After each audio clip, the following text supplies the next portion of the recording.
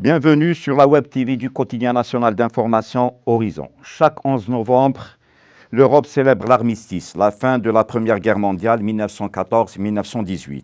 Là, en France, ancien empire colonial, cette commémoration a très souvent occulté la façon avec laquelle les Algériens, sous domination française, ont été envoyés loin de chez eux, au front comme chair à canon.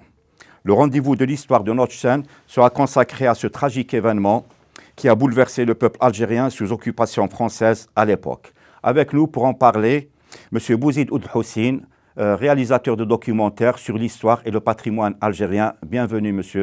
Bouzid Ould Houssine. Bonjour, M. Charmat. Merci. Donc, vous avez réalisé un documentaire aux armes indigènes. Aux armes indigènes sur la chaîne publique Canal Algérie, je pense en 2018. Bon, c'était en 2014, le début pour commémorer le 100e anniversaire du déclenchement de la Première Guerre mondiale, exactement. Voilà. Bon, la première question, avez-vous éprouvé des difficultés concernant la documentation, les témoignages et même les images concernant cette participation importante des Algériens durant la Première Guerre mondiale, disons enrôlés de force par la colonisation de l'époque? Oui. Alors, tout d'abord, pour cette occasion, je rends hommage aux morts, aux victimes qui sont morts pendant cette guerre. Il y a eu 26 000. Voilà. Il y a eu exactement 25 700, quelque chose comme ça, on peut rendir le chiffre. Et sur 173 000 jeunes mobilisés de force. Voilà. Donc, c'est pour nous, on doit leur rendre hommage à ces paysans, à ces Algériens qui étaient contraints de participer à une guerre qui ne les concerne pas. Maintenant, concernant la documentation pour le film, il y a évidemment un travail d'écriture du scénario qui est basé sur la documentation. Il faut dire qu'il n'y a pas eu beaucoup de travaux concernant, ne serait-ce que pour la partie algérienne. Concernant les archives filmées, on a puisé évidemment dans les archives de la télévision algérienne, à partir de documentaires, à partir d'archives. Et cela, c'est le problème qui s'est posé, c'est par rapport au début du cinématographe. Donc c'était vraiment le début du cinématographe. Ceci dit, concernant la partie littérature, on a puisé dans la littérature de chansons populaires. Les Algériens, comme ils n'avaient pas, comme ils étaient considérés comme des indigènes, n'avaient pas la possibilité d'écrire, n'avaient pas la possibilité d'avoir cette liberté de s'exprimer. Alors ils s'exprimaient par la chanson et par les dictons populaires, etc. Je lirai quelques parties tout à l'heure. C'était un travail mémorial en quelque sorte. Absolument. Bien sûr. Parce qu'il faut dire que ces chansons ont été un marqueur. C'est des archives, en fait, qui nous racontent cette période. Un patrimoine qu'on doit vraiment préserver. Absolument. Et écrire pour l'avenir, bien sûr. Bon, passons maintenant aux chiffres. L'empire colonial français de l'époque s'étendait pratiquement de l'Afrique jusqu'au sud-est asiatique, en passant par les îles du Pacifique, l'océan Indien, y compris les Caraïbes. En général, la France a mobilisé 1,5 million de personnes issues des colonies. Bon, le plus gros contingent, c'était le contingent algérien, 173 000 selon les chiffres fournis par plusieurs sources qui ont été mobilisés. Bon, on comprend parce que l'Algérie était la plus grande colonie française de l'époque. Disons qu'il y a la proximité aussi, c'est-à-dire entre Alger et Marseille, il n'y a pas une grande distance. Et ces 73 000 Algériens qui ont été mobilisés, c'était des indigènes. C'est-à-dire le camp, c'est qu'ils étaient sous le code de l'indigène depuis 1881. Ils ont été enrôlés de force, alors qu'ils n'avaient même pas les mêmes droits que les Français qui ont été au front. Si on reprend les statistiques de la population algérienne juste avant le déclenchement de la Première Guerre mondiale, les Algériens en ce moment, c'était 5 500 000 habitants. La population européenne, elle est autour de 720 000 habitants. Et je pense que les populations algériennes de confession judaïque, les juifs, ils étaient à peu près 36 000. Donc, alors, pendant cette mobilisation qui a été la conscription, c'est-à-dire on va aller imposer le service militaire, ce qu'ils appelaient dans le temps obligatoire, l'askariya, à partir de... C'est le 3 février 1912. Absolument, et ça a été proposé par un responsable de l'armée française, le ministère de la guerre, et Mesmi, Rodolphe Mesmi, celui qui a proposé cette loi. Alors, les Algériens qui ont participé à la Première Guerre mondiale, il y avait bien sûr 173 000 Algériens, mais aussi il y avait quelque chose comme, on peut dire, 120 000 autres mobilisés dans l'effort de guerre, qui étaient en France, C'était en France. Qui travaillaient dans l'agriculture, qui travaillaient dans les mines de charbon, mais aussi dans les usines. Et c'est la première vague d'immigrés algériens envoyés en France et de force, c'est-à-dire pour travailler, pour participer à l'effort de guerre économique. Voilà. Alors, toute cette population, par rapport aux statistiques, constituait à peu près le tiers de la population en âge de travailler. Donc, vous voyez un peu c'était important, comparativement avec la population algérienne de l'époque. C'est-à-dire un tiers de personnes qui ne vont pas travailler chez eux, qui ne vont pas aider leur famille. Exactement, ce qui va amener, évidemment, après à la famine de 1916. On va revenir. Mais en tous les cas, on a remarqué, juste avant la Première Guerre mondiale et pendant le déroulement de la guerre, des révoltes des Algériens, c'est-à-dire ces révoltes-là ne se sont jamais arrêtées. Bon, on cite là, en 1911, c'était à Tlemcen. En 1914, c'est dans les Bni Chougaran à Mascara. Et en 1916, c'est dans les Aurès. C'était disons de la résistance populaire à l'égard des pratiques coloniales françaises. Par rapport à la hijra, c'est 1911 à Tlemcen. Ouais. Il faut dire une chose, c'est que ce n'était pas la conscription, essentiellement, mais surtout les problèmes des impôts. Les Algériens croulaient sous le diktat des impôts. C'est les Algériens qui payaient les impôts. C'est les Algériens qui construisaient les routes, etc. C'est les Algériens qui étaient de corvée. Donc il ne faut pas oublier, on nous dit qu'on nous a civilisés. Ils n'avaient aucun droit parce que c'était des indigènes. Ils n'avaient aucun droit parce qu'il faut dire que le code de l'indigénat, il est resté jusqu'en 1946. Après la Seconde Guerre mondiale. Absolument. Les Algériens étaient des sujets français. Ils n'étaient pas des citoyens français. Voilà. Et donc, ils n'avaient pas aucun droit. Et le code de l'indigénat interdisait aux gens de de se déplacer. Il faut un laissez-passer pour passer, À Alger, pour ou venir dans à les grandes Alger, villes. aller à Si, si, si. Oran, Et ou aller à beaucoup de gens ne savaient Constantine. pas, c'est-à-dire Ouais. les Il faut indigènes devaient un avoir un laissez-passer. laissez-passer pour aller en ville, se soigner ou voir sa Absolument. famille. Donc C'est terrible. C'est terrible. Et chaque Algérien doit payer, en plus des impôts, il doit payer la zakat et le ashura. La zakat et le ashura. Le ashura, c'était surtout pour le blé, etc. Ça, c'est la solidarité Voilà. musulmane.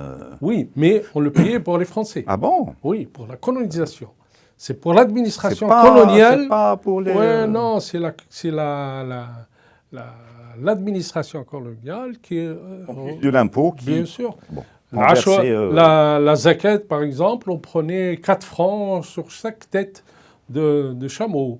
Ou d'ovin, ou 4 francs sur une tête de chèvre, de mouton. Donc, chacun doit payer 1/10 concernant l'Ashura. Et donc, par exemple, en Kabylie, chaque arbre qui est produit, chaque olivier, chaque habl mlouk, etc., est aussi payé, imposé, en quelque sorte. Et le plus grave, c'est que pendant la durée de la Première Guerre mondiale, c'est-à-dire de 1914 à 1918, la France avait besoin de produits alimentaires, elle avait besoin de beaucoup de nourriture pour alimenter le front. Et évidemment, c'est à partir de l'Algérie qu'une bonne partie à des prix vraiment très bas par rapport au marché mondial de l'époque, c'est-à-dire la France a pris presque tout d'Algérie pour alimenter le front. Absolument. On prenait de l'huile, on prenait du blé, etc. Donc l'administration passait et réquisitionne des produits alimentaires pour nourrir la métropole, hein, et le front. Voilà. Donc, Première famine, évidemment, cette politique coloniale a abouti à une première famine en 1917. oui. Une première famine en 1917, En puis 1916. à partir de 1916-1917, et une seconde famine qui a été la plus terrible avec des milliers de morts, c'était en 1920. Juste après la Première Guerre. C'est juste après la Première Guerre, c'est-à-dire que l'ensemble des réserves alimentaires des Algériens ont été prises. Ouais. Il a suffi d'une sécheresse Absolument. pour que le peuple meure de famine. Absolument. Pendant cette période, on prenait tous les réserves. L'administration passait et prenait tous les réserves, que ce soit de l'huile d'olive, que ce soit il ne faut pas oublier aussi que beaucoup de grandes terres ont été transformées en culture de vignobles, etc., qui n'avaient rien de tabac, etc., qui n'avaient rien c'est les terres qui ont été prises par les colons. On parle de 2,9 millions d'hectares et c'est les meilleures terres, c'est-à-dire en irrigation, les plus fertiles, irriguées. Donc tout ça a engendré la famine en Algérie et les populations. C'est ce qui a fait rappeler à l'époque les Algériens la plus grande famine. Et je citerai quelques textes pendant cette période de la famine. Il y avait la population, on disait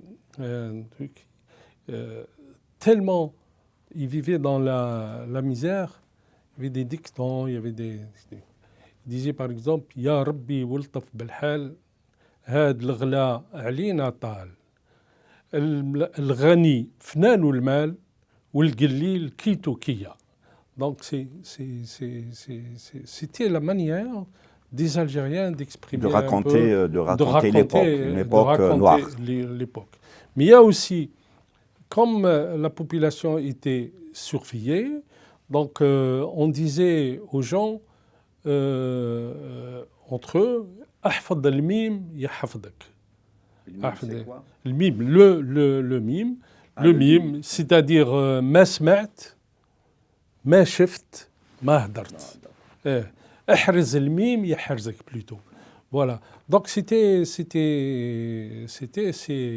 dictons qui parlaient de cette période. Donc il y avait plein de petites choses. Par exemple, la poésie populaire, Melhoun. Absolument, exactement. Et il y a aussi un jour sur la porte de la grande mosquée, on a trouvé des écriteaux. J'essaierai de les retrouver dans mon scénario. هذا زمان سكوت المتكلم الباطل ثبوت ومتكلم الحق يموت. Je répète, هذا زمان سكوت متكلم الباطل ثبوت ومتكلم الحق يموت. C'est-à-dire celui qui dit la vérité. C'est la répression, absolument, c'est-à-dire toute volonté de contestation, de révolte était reprimée dans le sang pratiquement. Absolument. Et aussi, toujours, donc, en disant cette poésie populaire qui était un marqueur de cette période, la révolte d'Ibn Chougran et la révolte des Chaouia, voilà, a été une réponse par rapport, parce qu'on a reçu plein d'informations sur le front. Des Algériens qui sont beaucoup de morts. Donc, voilà. Et il y a un couplet donc, de cette chanson qui dit Ya Rabbi, wesh had shi, Dzaïr kamel mobilisé, shi mat ou shi blessé, ou shi mطيش في tranché, aïe qui na'mel l'haj Guillaume tla Saadou. Donc, c'était quand même C'était des moments assez émouvants et assez... Ouais. Et ces chansons étaient c'était une tragédie. Repris. Les Algériens ont vécu cette période comme une tragédie. Il y a aussi un truc qui était contre la France pour dire qu'on n'avait rien à voir avec cette guerre. Il disait « Ya al-Francis, wesh fi balk, الجزائر ماهيش ديالك يجي l'Allemagne يديها لك لابد ترجع كي زمان اي كي نعمل له الحاج قيوم طلع سعدو. Donc c'était des moments assez forts et la poésie populaire exprimait beaucoup de choses par rapport à... Et cette période-là a rappelé aussi la grande famine. La grande famine de 1866 à 1868. Là, c'était vraiment, disons, l'utilisation de la faim comme arme de destruction des Algériens, c'est-à-dire qui résistaient à l'époque, est arrivée à son apogée. Bon, durant cette période-là, on comptabilise, selon les statistiques de certains, entre 500 000 à 800 000 morts. Absolument. C'est-à-dire que l'Algérie, la plus grande peut-être de l'époque, même sur le plan international, on parlait même jusqu'à 800 000. C'était un peu l'achèvement du peuple algérien, c'est-à-dire de 1830. Les guerres, les massacres, les enfumades, la spoliation des terres a engendré cette grande famine de 1866 jusqu'à 1868. En fait, il y avait 5 grandes famines. Il y a eu la première famine en 1844, la deuxième famine en 1866, c'est celle-là qui était terrible. Et parce qu'elle était accompagnée de typhus et de plein d'épidémies, en plus de la sécheresse et les criquets. Donc, ils ont complètement... et en plus de ça, il y a eu aussi la réquisition militaire, la spoliation des terres, et aussi, évidemment... La terre brûlée, bien sûr. La terre brûlée. On envers les résistants. Toutes les tribus qui résistaient à la France étaient carrément décimées, c'est-à-dire chassées de leurs terres, affamées. Moi, ça me fait rappeler les 5 millions de martyrs donnés par le président Abdelmadjid Tebboune, de 1830 à 1962, c'est-à-dire le nombre total de morts durant toute la période coloniale, et certains, disons, n'ont pas pris au sérieux ce chiffre. Moi, à ma connaissance, Mustafa Al-Sharaf a avancé un chiffre supérieur, 6 millions, pour une population en 1830 qui n'était que de 3 millions d'habitants en Algérie, c'est-à-dire perdre 6 millions pendant un siècle, c'est... Pour arriver à une population de 3 millions, au début, pendant l'invasion française de l'Algérie, on était à peu près à 7 millions. Disons un peu moins. 3 millions et demi. Mais après les grands massacres, on est arrivé à une population de 2 millions. 2 millions jusqu'à 2 millions 700, selon les statistiques, jusqu'à 2 millions. Non, c'est un peu pour dire le nombre de victimes. Il n'y a pas eu de statistiques. Mais les évaluations sont faites à partir des massacres. C'est ça. Mais Mustafa Al-Sharaf avance le chiffre après un calcul démographique de 6 millions de morts pendant l'occupation française, c'est-à-dire, et c'est des chiffres effarants. C'est pour ça qu'à un moment donné... la population a augmenté juste avant la première... C'est-à-dire qu'il y avait une courbe. Une montée, une descente. Bon, ça a repris juste après, juste après la fin de la Première Guerre mondiale, où plus ou moins la population a pu souffler, malgré qu'il y a eu d'autres famines. Absolument. Mais bon, écoute, les gens vivaient dans la misère totale. C'est juste. Les gens n'avaient pas de chaussures. Il y avait des images où les gens étaient nus, ils n'avaient même pas un tissu pour se couvrir. Absolument. Et je montre dans mon film documentaire ces images-là. Ces images-là où les Algériens mouraient de faim, de famine. Moi, ce qui des fois, disons... me révolte, c'est le discours de l'extrême droite actuellement, de certains descendants, que j'appelle moi descendants des Bugeaud et des Montagnards, qui parlent de bienfaits de la colonisation, qui stigmatisent l'immigration algérienne, alors quand on revient à l'histoire de 1830 jusqu'à 1962, normalement ces gens-là doivent avoir honte de faire des déclarations pareilles. On a la colonisation française de l'Algérie, au début, elle était carrément pour un remplacement de population. On a ramené des Espagnols, des Italiens, des Suisses, des Allemands, des Maltais, donc les populations de la Méditerranée pour installer une colonie, un nouveau peuple. Et on a systématiquement tué, brûlé les terres, affamé les populations pour carrément tuer les populations, mais ils n'ont pas arrivé à le faire. Ils n'ont pas arrivé à le faire. La résistance. Il y avait une résistance. Il y avait une qui résistance. n'a pas cessé pendant 132 ans. Malgré tous les massacres, les enfumades, les emmurades, l'expropriation et l'expoliation des terres. Et exactement, par rapport à ces famines, les Français fermaient les yeux et laissaient mourir. Ils disaient même, c'est une manière pour nous de ne pas dépenser, de gaspiller les cartouches. Oui, donc déjà la fameuse famine de 1866, ce sont les journaux britanniques qui ont révélé au monde la tragédie qui se déroulait en Algérie. C'était pas les journaux français ni les colons français. C'est juste après un mouvement international que